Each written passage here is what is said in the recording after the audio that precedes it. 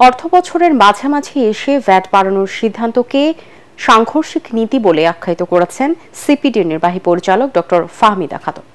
এতে নিম্ন আয়ের মানুষ ক্ষতিগ্রস্ত হবে বেশি, এর বিপরীতে রাজস্ব বাড়বে খুব সামান্য।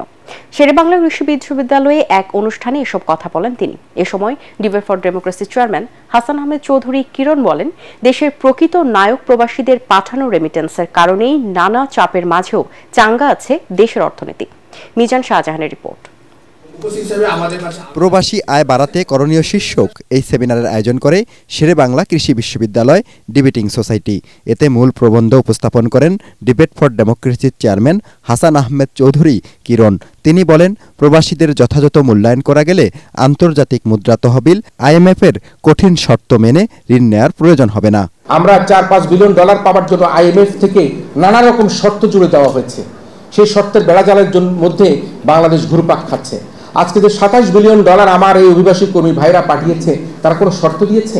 IMF-এর যে $4 বিলিয়ন আমরা পাচ্ছি যে শর্তে, কিন্তু আমরা $27 বিলিয়ন কিন্তু বিনা শর্তে আমার অভিবাসী কর্মী ভাই বোনদের জন্য পাচ্ছি। সেমিনারে প্রধান অতিথি সিপিডি নির্বাহী পরিচালক ডক্টর ফাহমিদা খাতুন বলেন, সাধারণ মানুষ চাপে পড়ে এমন সিদ্ধান্ত থেকে সরে আসতে হবে সরকারকে।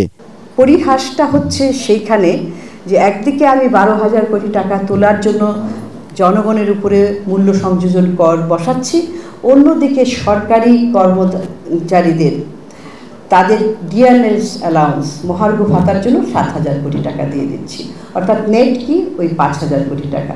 রেমিটেন্সে প্রণোদনা বাড়ানোর পাশাপাশি হুন্ডি ঠেকাতে কার্যকরী উদ্যোগ নেওয়ার তাগিদ দেন তারা। হুন্ডির দৌরাত্ম্যটা অন্যান্য দেশে রয়েছে, কিন্তু এত বেশি না, বাংলাদেশের মতো এত বেশি না। দেখা গেছে বাংলাদেশটাকেই একটা করিডোর হিসাবে ব্যবহার করে আন্তর্জাতিক চক্র হিসাবে।